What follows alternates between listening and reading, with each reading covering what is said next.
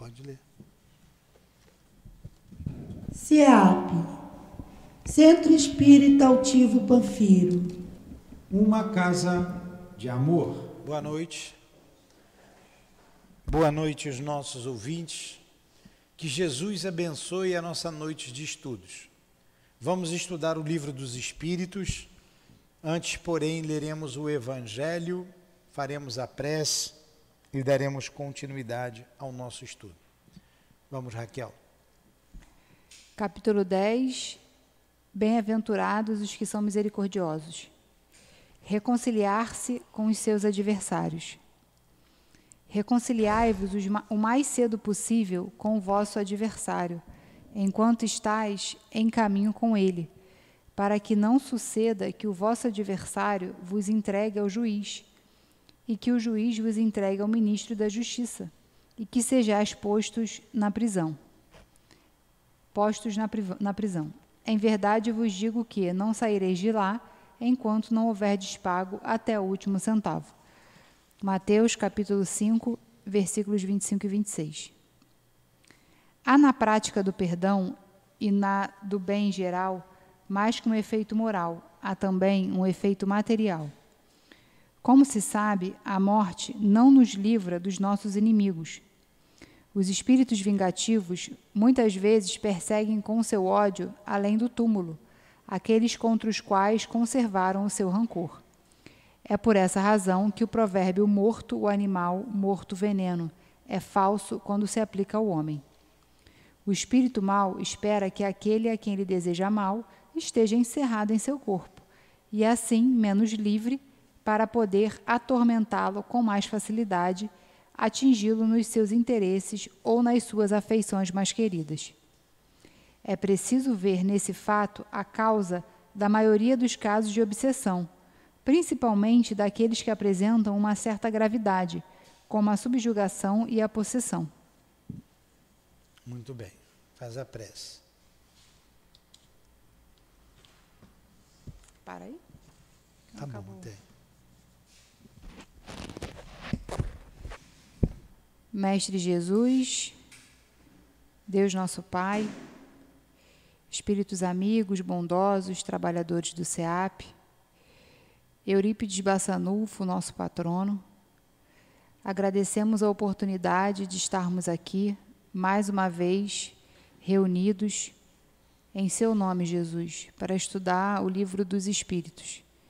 Que estejamos de coração aberto, de mentes abertas, para aprendermos o máximo que conseguirmos das questões a serem estudadas. Pedimos inspiração no entendimento de cada uma delas e que Deus nos abençoe ao longo de todo o estudo. Então, com a permissão de Deus, com a permissão de Jesus, de Eurípides Bassanufo, damos início, em nome do amor, damos início a mais uma aula do estudo, a mais um estudo do Livro dos Espíritos das noites de terça-feira. Que assim seja. Muito bem. Nós estamos na introdução número 6. Estamos no terço final da introdução número 6. O que trata a introdução número 6? Trata do resumo da doutrina espírita, né? Falou do que Deus é eterno, criou o universo, falou dos seres materiais, falou do que o mundo espiritual é o mundo material, é o mundo primitivo, né, que é eterno e preexiste a tudo. Falamos do mundo corporal, que ele é apenas secundário. Falamos da alma, que a alma é um espírito encarnado. Falamos que no homem há 3 coisas, né? O corpo, o espírito e matéria. Pelo corpo ele pertence à natureza material, animal, e pelo espírito à natureza espiritual. Então nós temos um corpo físico, um corpo espiritual ou perispírito, e nós somos essencialmente espírito. O perispírito é o elo que liga o corpo físico ao espírito. vimos que os espíritos pertencem a diferentes classes. Nós estávamos até estudando quando nós voltamos aqui nas classes dos espíritos, né? São 3 ordens. Terceira ordem dos espíritos imperfeitos, na segunda os bons espíritos, na primeira espíritos puros, né? Dentro dessas ordens algumas classes, 5 classes na ordem dos espíritos imperfeitos, 4 classes na dos bons espíritos, classe única, nenhuma influência da matéria nos puros espíritos. Vimos ainda nesse item 6 que os espíritos nessas ordens, eles não ficam perpetuamente nessas ordens, que todos começamos da mesma maneira, simples e ignorantes. Quando deixamos o corpo físico, retornamos à pátria espiritual, de lá nós viemos, para lá nós retornaremos. Passaremos por várias encarnações até atingirmos a perfeição. Vimos que a encarnação dos espíritos só acontece na espécie humana. O espírito não retrograda. Não tem como a gente nascer um pé de árvore, uma jaqueira. Eu falo sempre da jaqueira, que aqui tem uma jaqueira na minha proa aqui.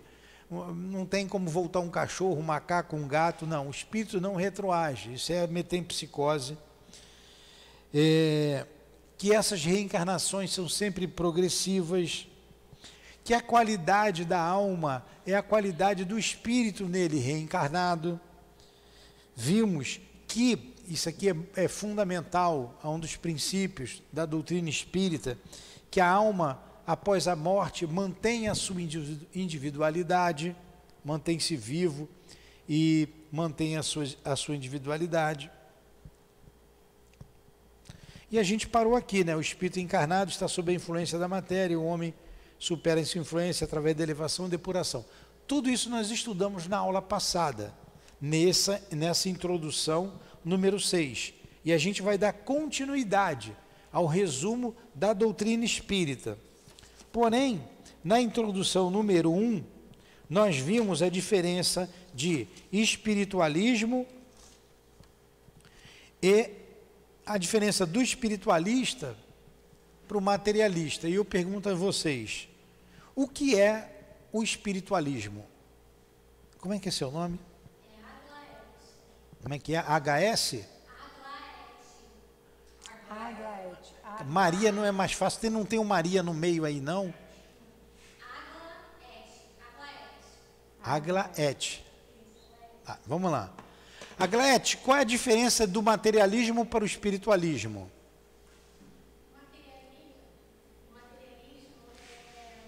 Eu só queria que vocês sempre falassem no microfone. Vocês sentam aí atrás, fica distante, vê mais para perto, não fiquem com medo. Pegam no microfone para vocês fazerem pergunta. Por que vocês têm que ficar atrás, hein? Vem para frente. Vem, Carlos. Lidera aí. Vamos embora, por favor. Maiara, aqui na frente. Sabe o que acontece? A gente fica mais fácil, a gente participa melhor. Fica muito dispersa. Perto daqui tem mais vibração, hein? Quem vem mais para perto aqui fica mais próximo de Jesus. Tá bom, bora, Raquel. Vamos embora, tá bom aí. Obrigado por terem atendido o nosso pedido. Então, qual é a diferença do espiritismo, ou melhor, vou fazer a pergunta mais fácil, do espiritualismo para o materialismo? O espiritualismo quando a gente acredita em algo além do material. Muito bem.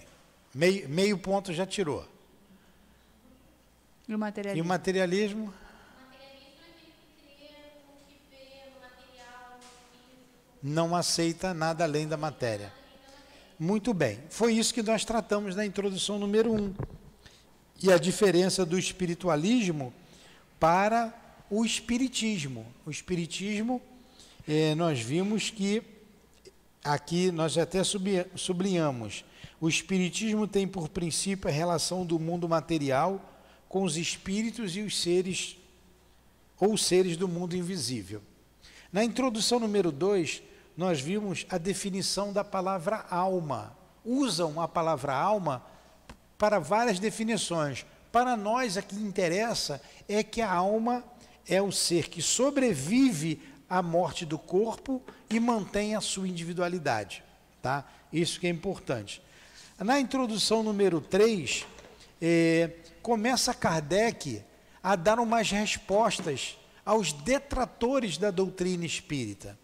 Mas antes de dar essas respostas, na introdução número 3, ele começa a analisar como começou o fenômeno, como começou toda a manifestação dos espíritos. Lembra, a gente levou uma aula inteira falando das mesas girantes, como tudo começou.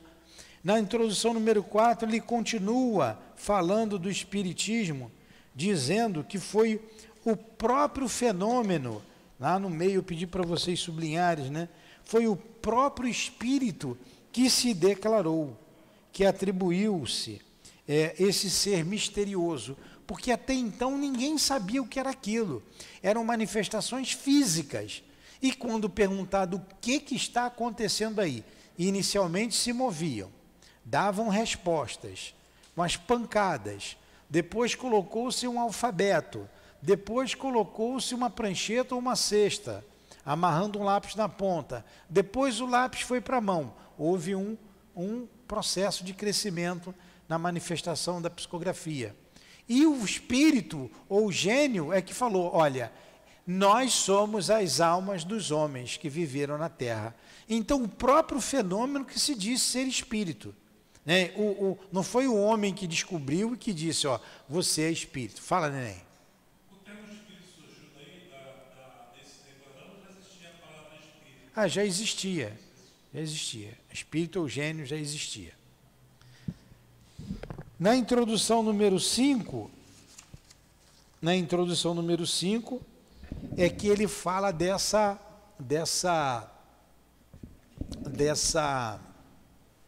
Individualidade, né? Não, desse desenvolvimento da manifestação das pancadas ou raps para o progresso, essa é a palavra, o progresso das manifestações através da psicografia. Na número 6, que nós estamos estudando hoje, ele faz aqui um resumo da doutrina espírita, que eu disse bem rapidamente os tópicos que nós estudamos na aula passada. E paramos justamente aqui, ó. Os espíritos encarnados habitam os diferentes globos do universo. Acharam aí? Todo mundo está com um livro na mão? Maria, você está com o livro na mão? Acha aí. 33. Diga 33. É a página 33. Está aí no terceiro parágrafo. Os espíritos encarnados habitam os diferentes globos do universo.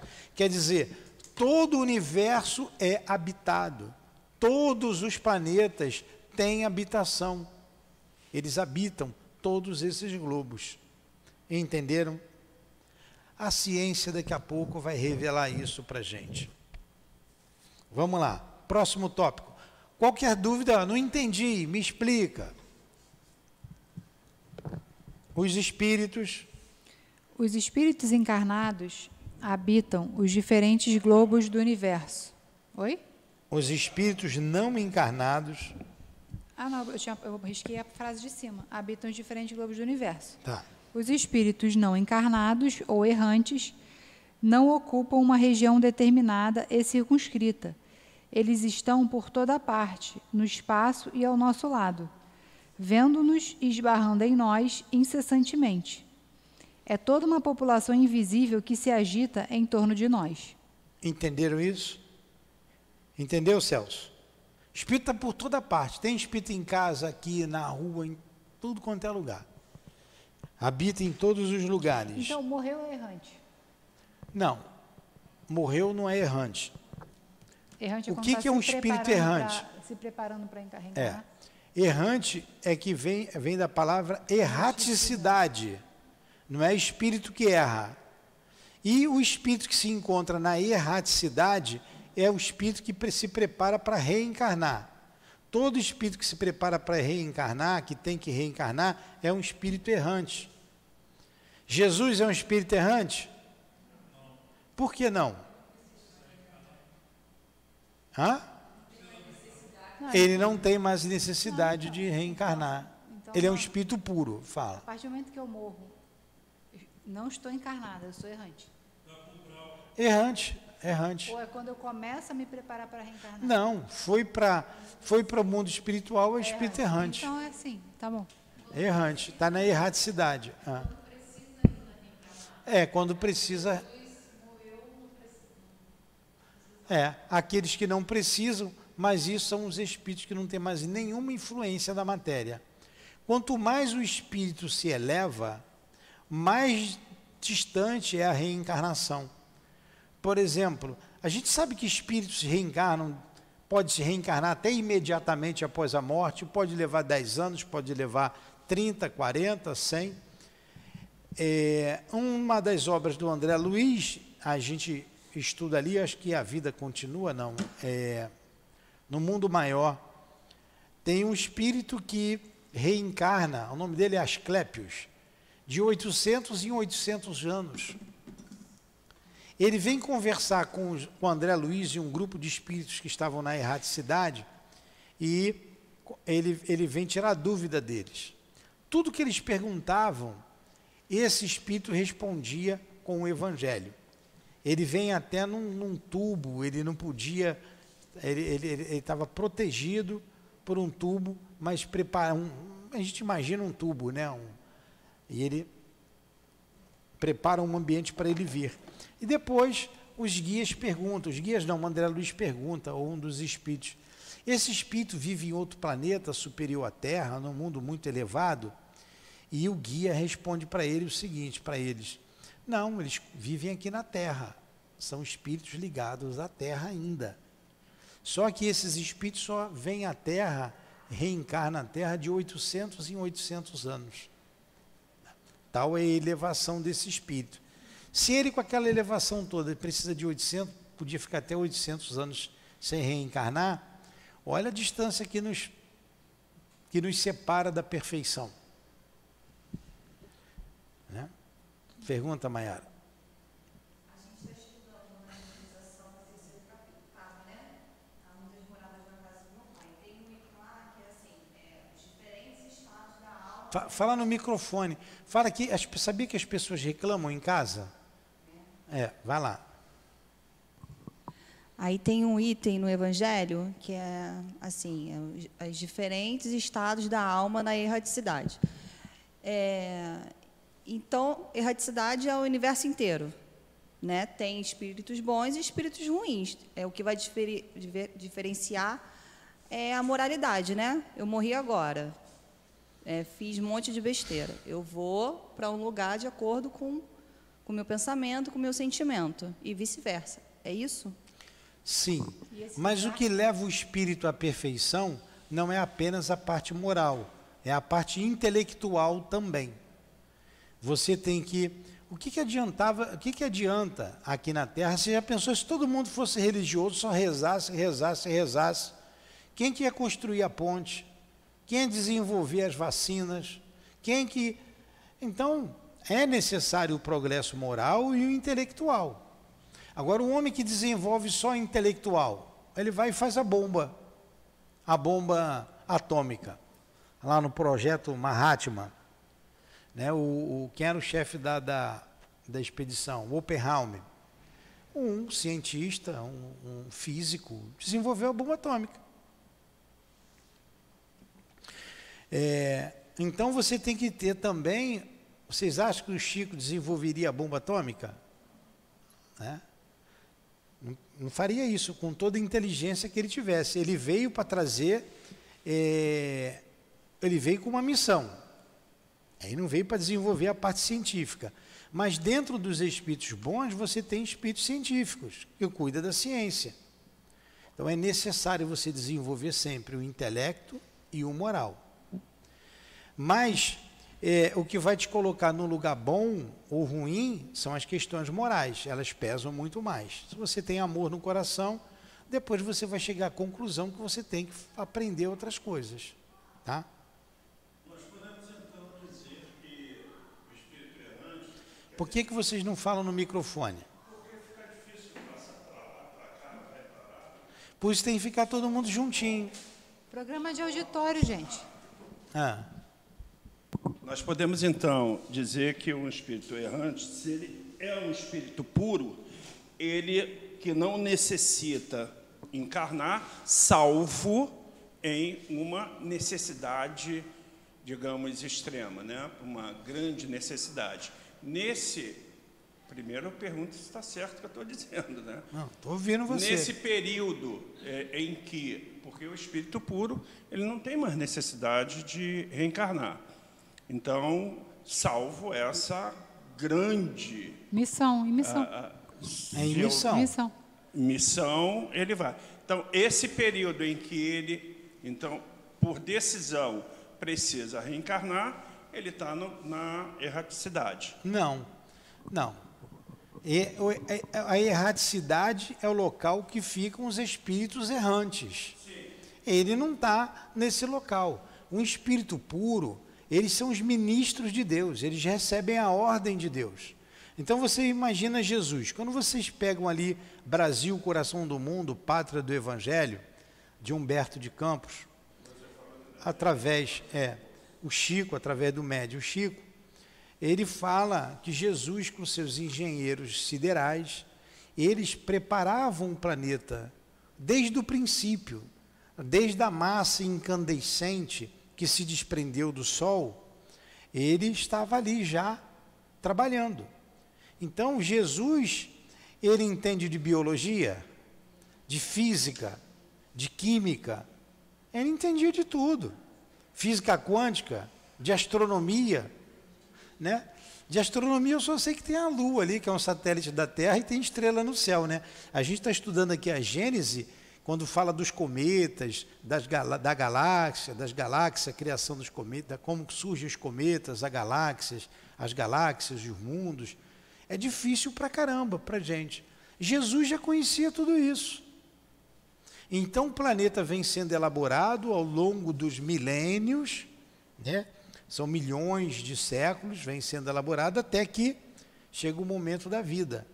E num determinado momento da existência planetária, em que havia uma necessidade de mudança, de sair de um planeta primitivo para um mundo de provas e expiações, e que teria que a população aprendesse sobre o amor, Jesus veio e falou assim, eu vou lá e vou falar sobre o amor.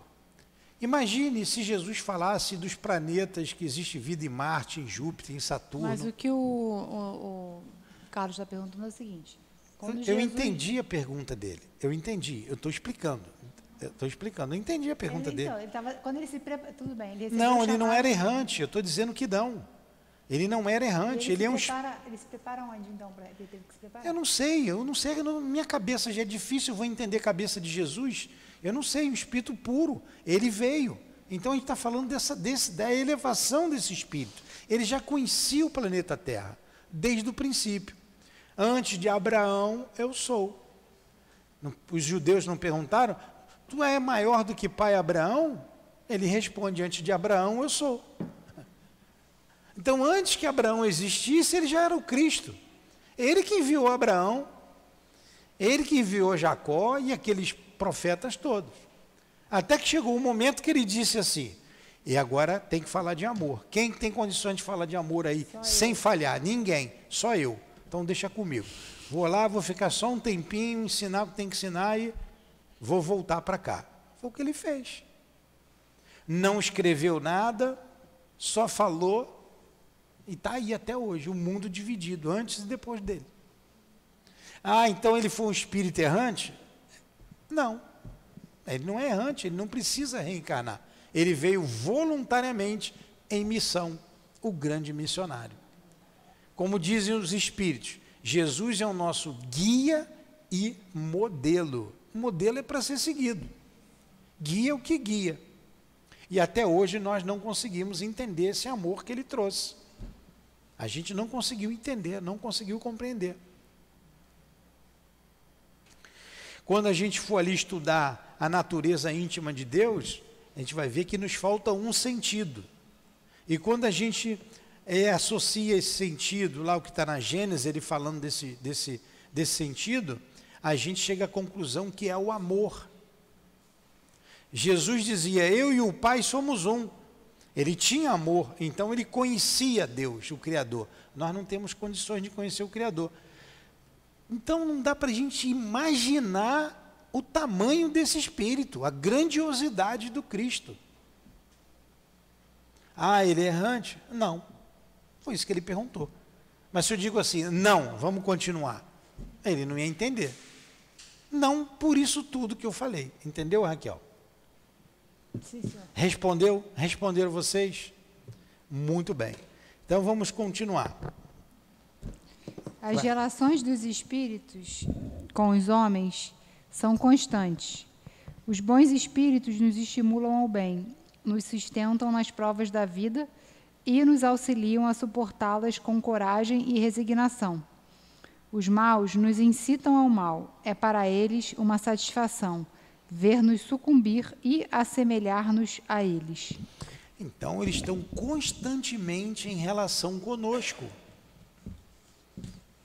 Constantemente. Nós temos familiares desencarnados, nós pertencemos a famílias espirituais que não nos lembramos agora, mas de outras existências que nos amam, outros nos odeiam, nos perseguem, os bons estão sempre querendo nos ajudar. Mas por que eu não vejo direto? Por que eu não escuto? Por que eles não são claros? Porque tolheria o nosso livre-arbítrio. Tolheria. Nós temos o livre-arbítrio. Eles nos inspiram, falam muito na nossa cabeça. A gente decide, vou ou não vou, faço ou não faço. Não é sempre assim? Eles podem estar ali, vai. Você, não quero ir. Você decide. E quando você fazer a escolha correta, os louros você leva. Se você fizer a escolha errada, a palmatória vai também, né? Contigo. Você vai colher o que você plantou. Sempre assim. Tá? Continua. A gente vai ver melhor isso lá na frente, falando dos espíritos influenciando em nossas vidas. As comunicações dos espíritos com os homens são ocultas ou ostensivas. Vocês sabem a diferença de oculta para ostensiva? Por isso que todos nós somos mais ou menos médios, por causa das manifestações ocultas. A manifestação oculta vem através do pensamento. São os pressentimentos, são as inspirações, as intuições. E as manifestações ostensivas é aquela que o médium, ostensivamente, o espírito se manifesta através dele. Através da incorporação, através da psicografia, através da psicofonia, através da audiência, através da vidência. Essa é ostensiva. A oculta vem no pensamento. Tudo bem até aí? Continua. As comunicações ocultas acontecem pela influência boa ou má que eles exercem sobre nós, a nossa revelia. Cabe à nossa razão discernir as boas e as más inspirações.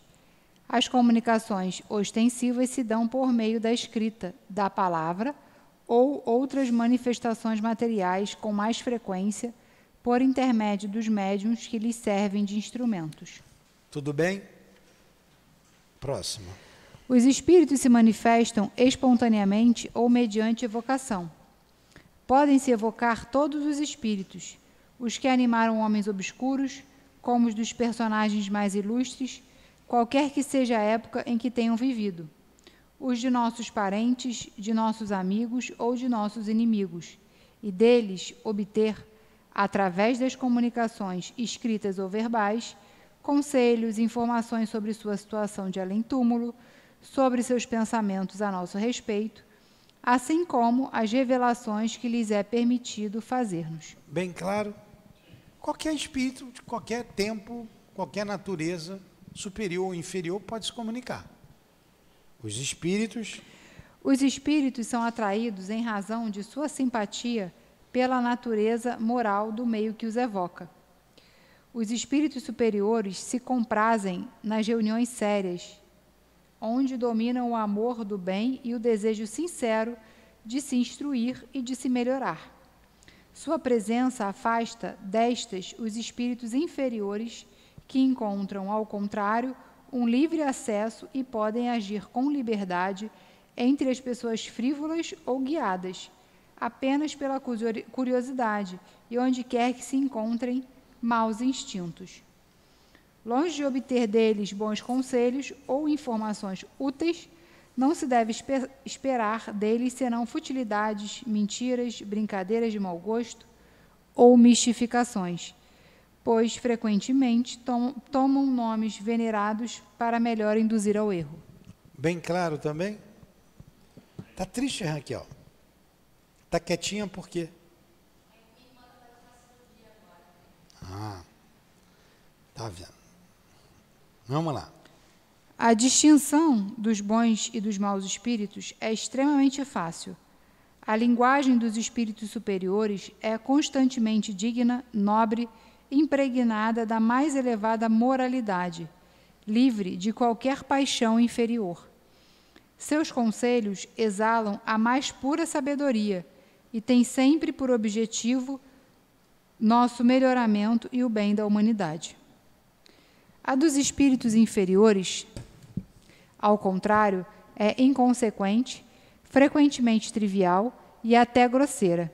Se eles dizem, às vezes, coisas boas e verdadeiras, dizem-nos, mais frequentemente, coisas falsas e absurdas, por malícia ou por ignorância.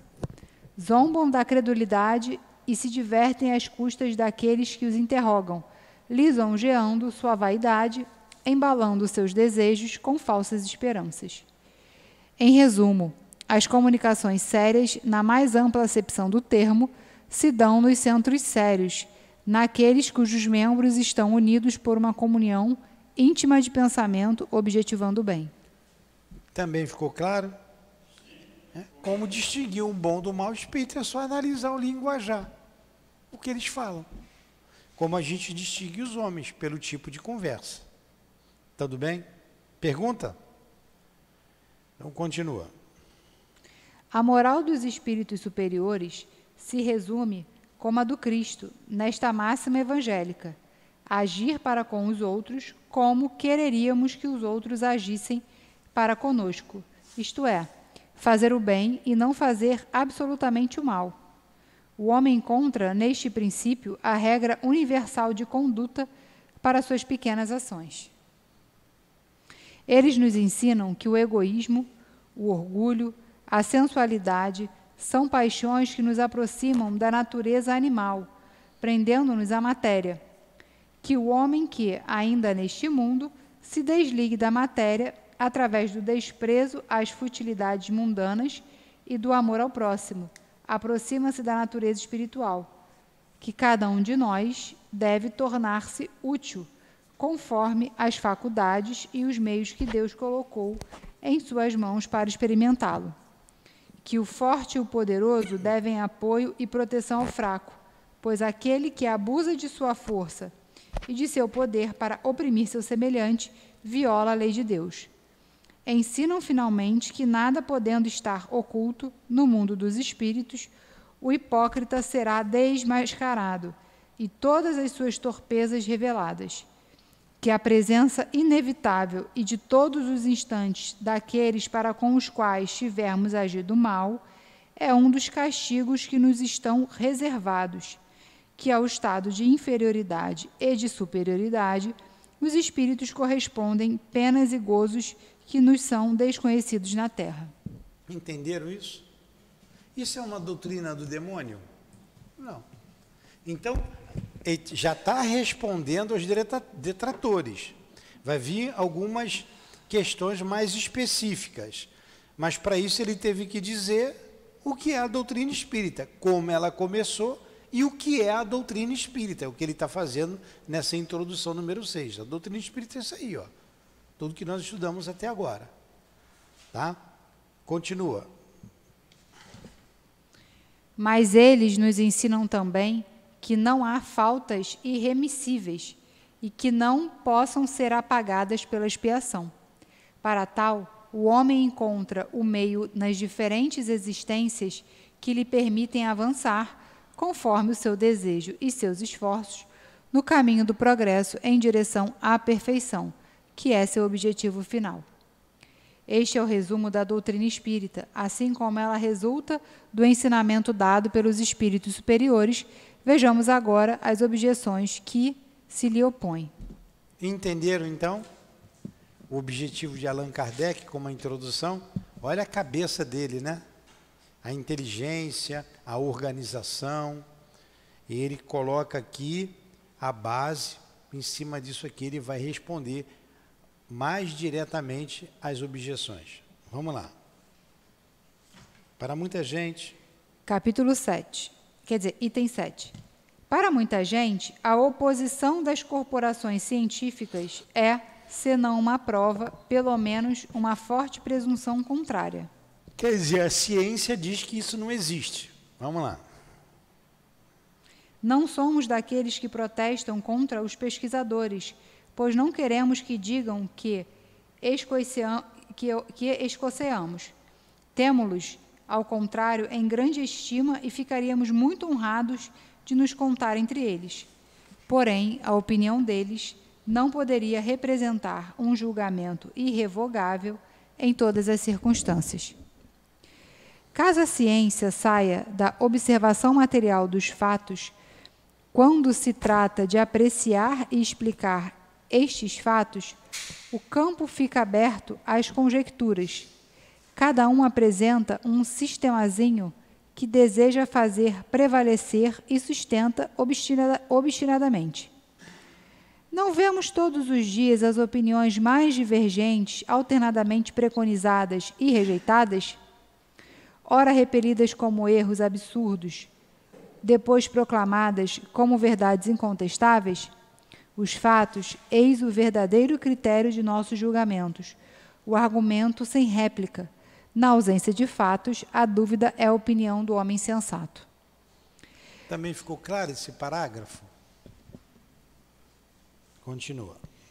Para as coisas notórias, a opinião dos estudiosos é com razão digna de fé, porque sabem mais e melhor que o leigo. Porém, diante de princípios novos, de coisas desconhecidas, sua maneira de ver sempre é apenas hipotética, porque não estão, mais do que os outros, isentos de preconceitos. Direi mesmo que o sábio talvez tenha mais preconceitos que qualquer outro, porque uma propensão natural o leva a subordinar tudo ao ponto de vista que aprofundou. O matemático não vê prova senão numa demonstração algébrica. O químico refere tudo à ação dos elementos, e etc. Qualquer homem que se torne especialista a ela, fixa todas as suas ideias. Tirai-o daí, e ele, com frequência, divaga, porque quer submeter tudo ao mesmo cadinho. É uma consequência da fraqueza humana.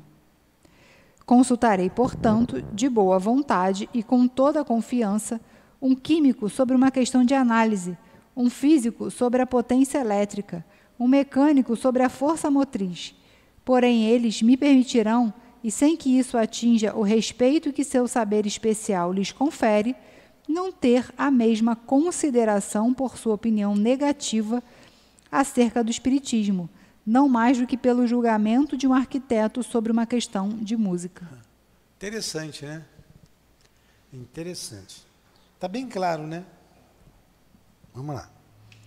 As ciências comuns fundamentam-se nas propriedades da matéria, que se pode experimentar e manipular à vontade. Os fenômenos espíritas baseiam-se na ação de inteligências que possuem sua vontade e nos provam a cada instante que não se encontram à disposição de nossos caprichos. As observações não podem, portanto, ser feitas da mesma forma. Elas requerem condições especiais e um outro ponto de partida.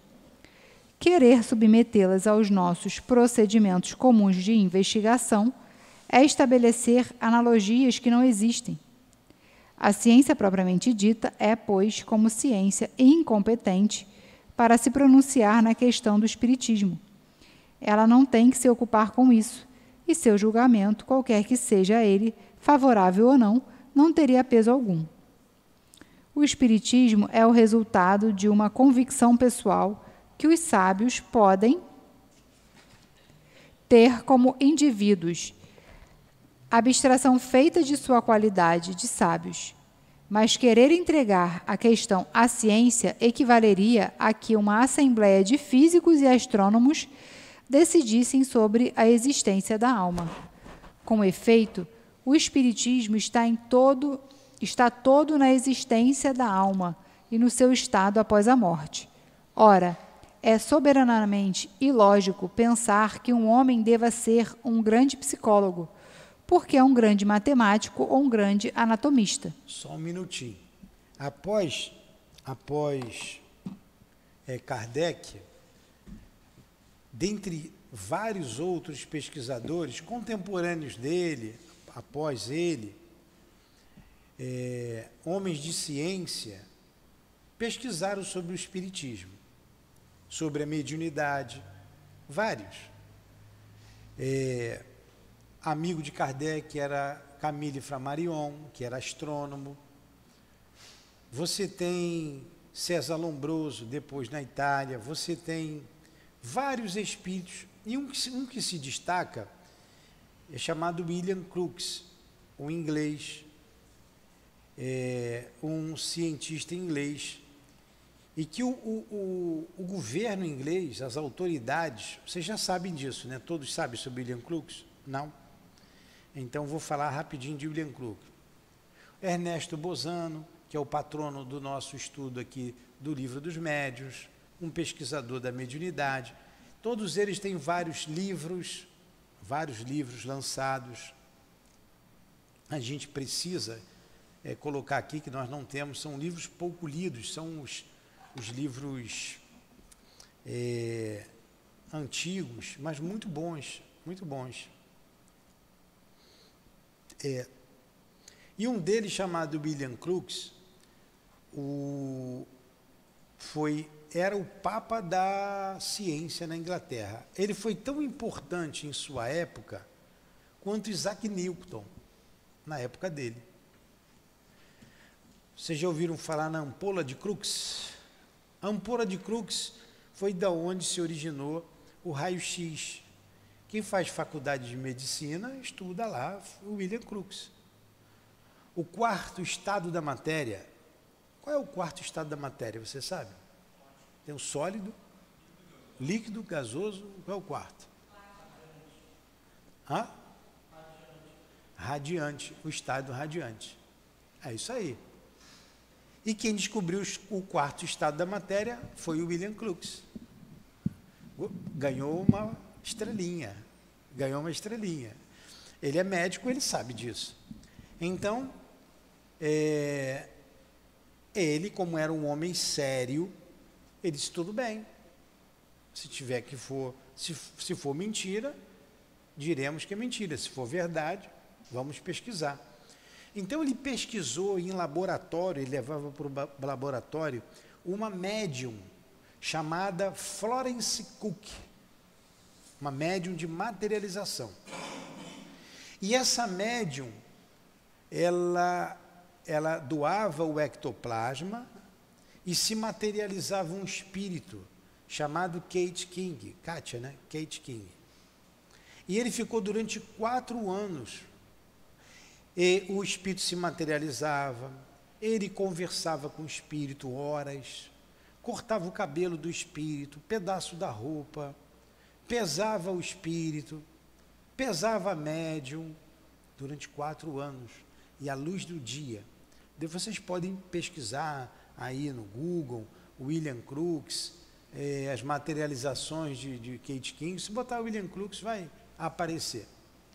E ele concluiu dizendo da verdade, que era possível, sim, e que ele não tinha como. Tem um parecer dele muito interessante, que eu não sei aqui de cabeça reproduzir esse parecer, mas que ele afirmava que a vida espiritual existia. William Crookes é o nome do cientista. Então a gente vê homens de ciência, ele está dizendo aqui que a ciência, ela não é competente para falar do espiritismo. De modo geral, é como você diz hoje, o médico, os médicos, você tem até a Associação Médica Espírita, a AME, mas não significa que todos os médicos sejam espíritas, que acreditam nos espíritos. São fatos isolados. A ciência, a medicina, não confirma a existência do espírito, mas tem um médico aqui que estuda o espiritismo, sabe disso, como tantos outros. Então, da mesma forma, a ciência não diz que o espiritismo é uma verdade, mas alguns homens de ciência ratificaram essa verdade com as suas experiências. William Crookes é um deles, um dos principais, tá? E vocês devem pesquisar esses outros nomes que eu falei. Alguma pergunta? Quando ele fala que a ciência, ela muda completamente, no outro parágrafo ali ela falou, eu me lembro que quando eu estudava, lá no Colégio Brigadeiro Newton Braga, no ginásio, eu aprendi que o átomo era a menor partícula da matéria. Isso era uma verdade científica. Isso era a base. Deixou de ser uma verdade. Descobriram outras subpartículas dentro do átomo, não é?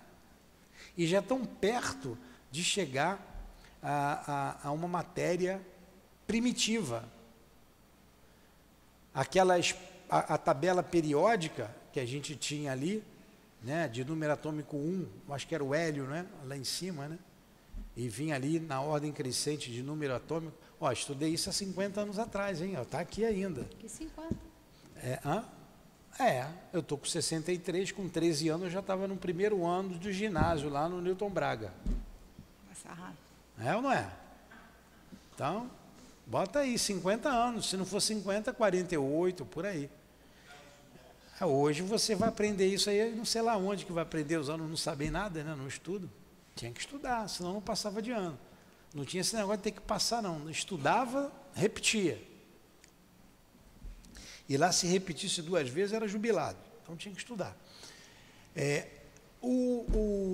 A ciência muda, e a ciência muda todos os dias. O que é uma verdade científica hoje, amanhã deixa de ser. Se descobre um remédio hoje para determinada doença, amanhã se descobre o melhor, deixa de usar aquele. E por aí vai. É isso que Kardec está dizendo aqui, tá? Ele não está jogando a ciência para o lado. A ciência, ela é importante. A ciência também é criação de Deus. Deus, o Criador, o Espírito e a matéria. Deus é o Criador de tudo. Na verdade, o Espiritismo aproxima a religião da ciência. Elas têm que caminhar. Ele até fala aqui que o Espiritismo, ele é resultado de uma convicção pessoal. Sim. Então, nem é uma verdade absoluta. Cada um tem... É uma convicção, sim, é uma convicção. Ele orienta, mas a gente no dia a dia...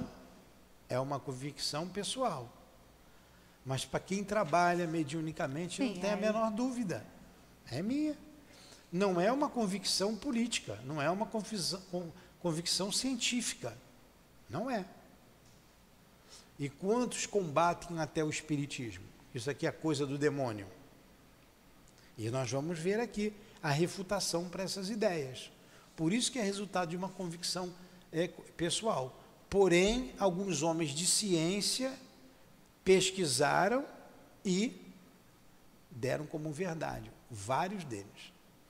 A gente vê Eusápia Paladino, Madame de Esperance, médiuns que vieram, médiuns de efeitos físicos, que vieram comprovar a mediunidade. Eusápia Paladino ficou um cara no pé dele lá, o tal de Hudson, durante 12 anos no pé dessa médium, para pegar fraude. Para ele tudo era fraude, tudo era fraude. Sabe que ficar 12 anos desconfiado? Colocava a mulher nua, amarrava, pintaram e bordaram. Determinado dia lá, ele queria saber uma notícia da mãe dele. Aí ela diz assim: você quer notícia da sua mãe? Tá bom, eu sou capaz de fazer ela aqui, vir aqui e você conversar com ela. Ela se materializar e você conversa com ela. Aí acabou a descrença dele. Então tem muita pesquisa que comprova, muitos fenômenos interessantíssimos. Se vocês botarem aí no Google materializações aí de Peixotinho, coloca só assim, Peixotinho. Lembra de peixe, fala Peixotinho. Não é peixinho, Peixotinho. Peixotinho foi um grande médium de materialização. O Chico trabalhava com ele no início. Depois foi dito ao Chico, você não veio para isso, é um desgaste fluídico muito grande.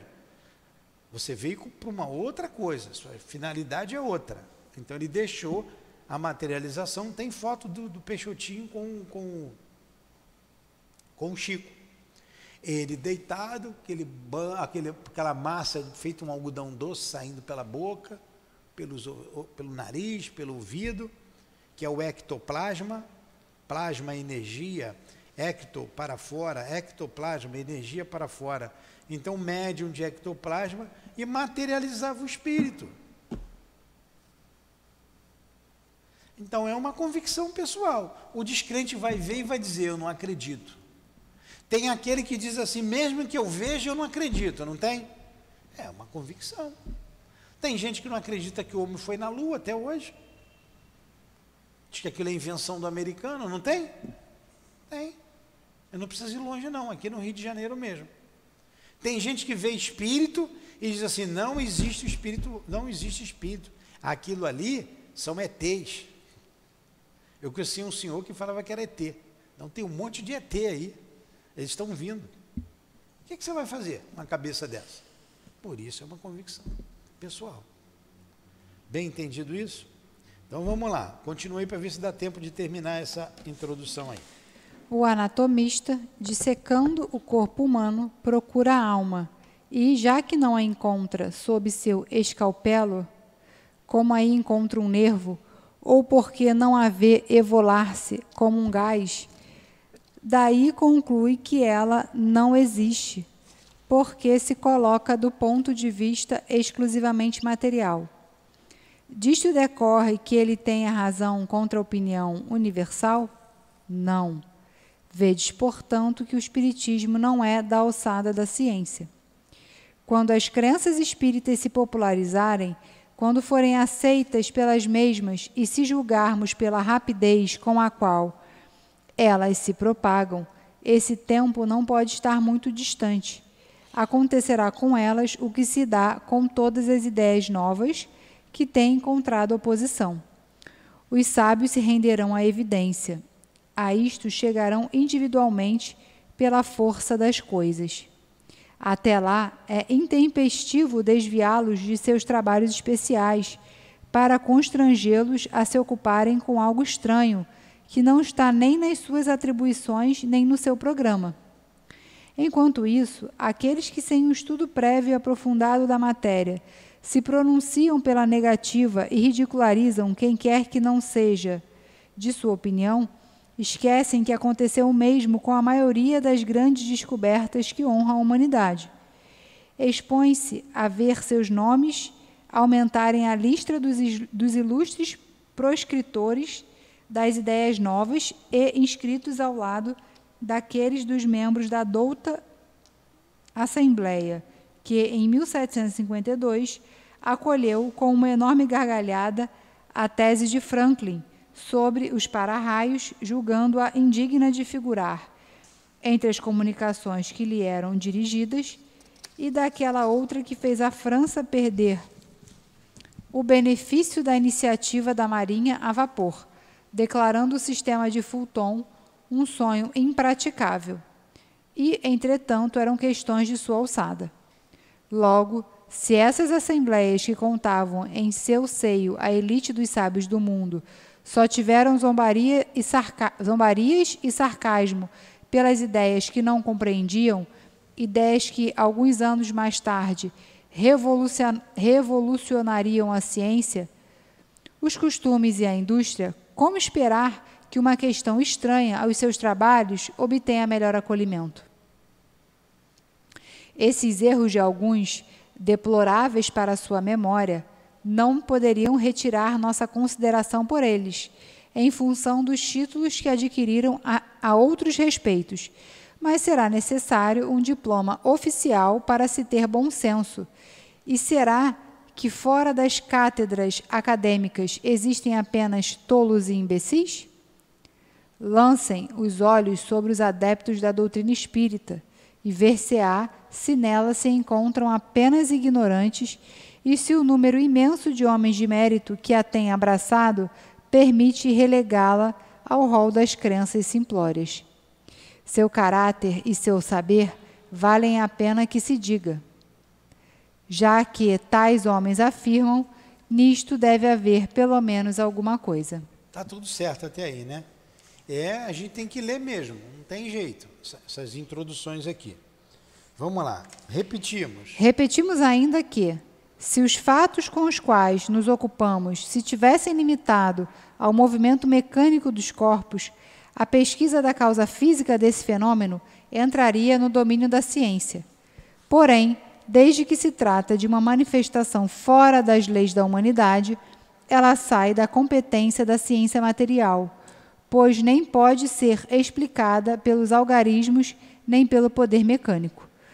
Quando surge um novo fato que não ressalta de nenhuma ciência conhecida, o sábio, para estudá-lo, deve abstrair-se de sua ciência e dizer a si mesmo que para ele é um estudo novo e que não pode ser feito com ideias preconcebidas. O homem que acredita que sua razão é infalível está bem perto do erro. Até mesmo aqueles que possuem as ideias mais falsas se apoiam em sua razão, e é em virtude disso que rejeitam tudo o que lhes parece impossível. Aqueles que outrora repeliram as admiráveis descobertas com as quais a humanidade se honra, apelaram todos a esse juiz para rejeitá-las. O que se chama razão não é frequentemente senão o orgulho disfarçado, e quem quer que se creia infalível coloca-se como igual a Deus. Dirigimo-nos, pois, àqueles que são bastante ponderados para duvidar do que não viram e que, julgando o futuro pelo passado, não acreditam que o homem tenha chegado ao seu apogeu, nem que a natureza tenha virado para ele a última página do seu livro. Tudo bem? Foi muito maçante ler? Não, né? Ficou bem claro na cabeça de vocês.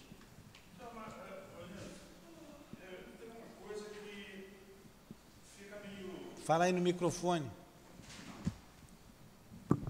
Tem uma coisa que fica meio complicado, porque quando se refere, inclusive lá que a ciência, propriamente dita, é posta como ciência incompetente para se pronunciar na questão do espiritismo. Ela não tem que se ocupar com isso, e seu julgamento qualquer. E aqui ele repete.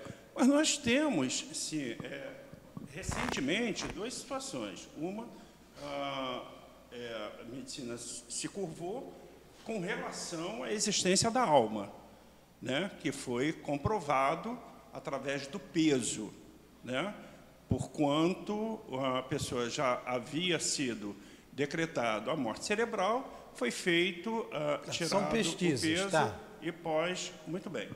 E nós temos a questão da letargia. Por que a ciência não se curva a essa verdade? Pelo orgulho, está escrito aí. Orgulho. A metade dos cientistas, como a metade dos médicos, acreditam que são deuses.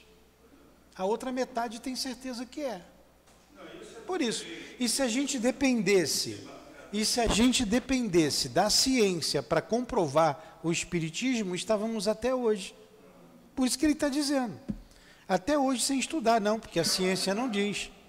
Isso é o orgulho do homem. Quando ele coloca ali que o anatomista é incompetente, o que o anatomista faz? Ele vai abrir e vai ver ali nervos, músculos, órgãos, ele não vai ver a alma ali.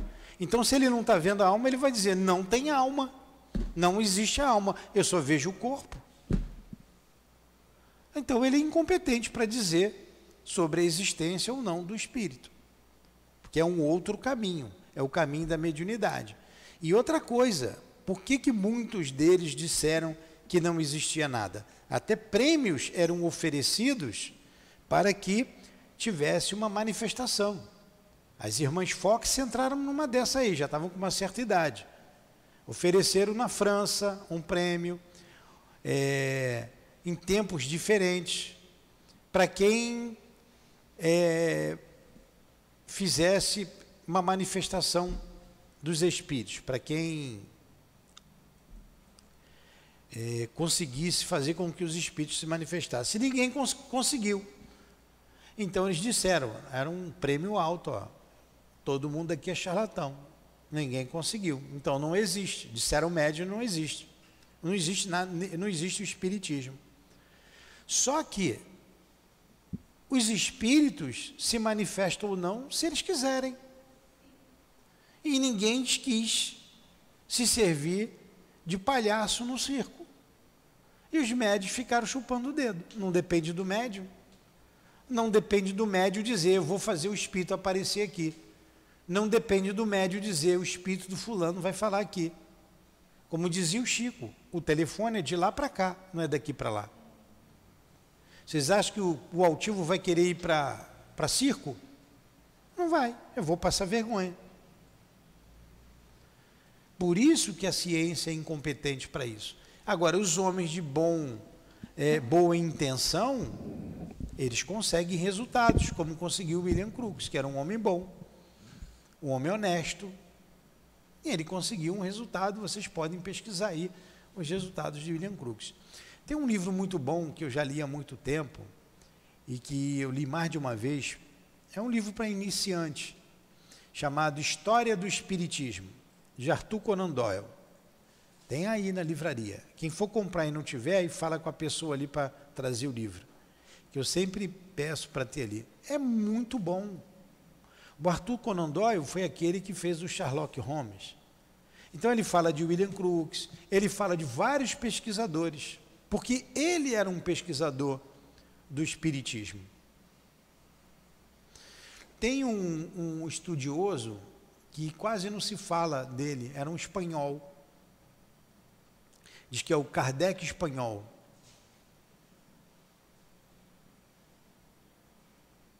Me falhou aqui o nome. E que trabalhou muito com a doutrina espírita. Um médium extraordinário que pesquisou e que escreveu muita coisa. E não se divulga. Como quem estuda lá na faculdade não vai falar que o William Crookes pesquisou sobre o espiritismo. Não interessa. Não interessa. Mas o objetivo da doutrina espírita, como a gente vai ver no Livro dos Espíritos, como a gente vê no Evangelho, é alavancar o progresso moral da humanidade. E vai chegar a sua hora. É só aguardar. Podemos encerrar? Foi rápido, né? Então vamos fazer a prece. Raquel.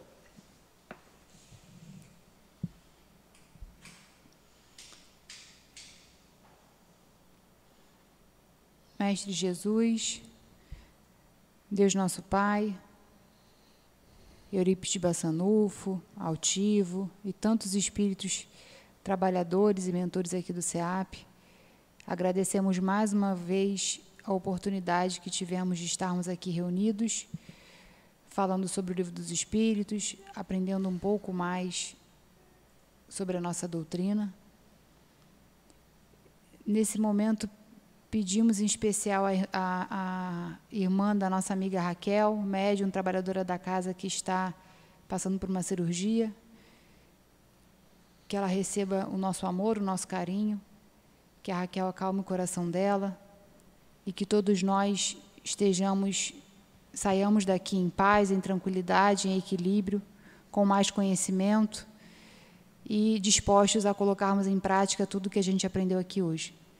Em nome de Deus, em nome de Jesus, em nome do amor, pedimos a permissão para darmos por encerrado mais um estudo da noite de hoje.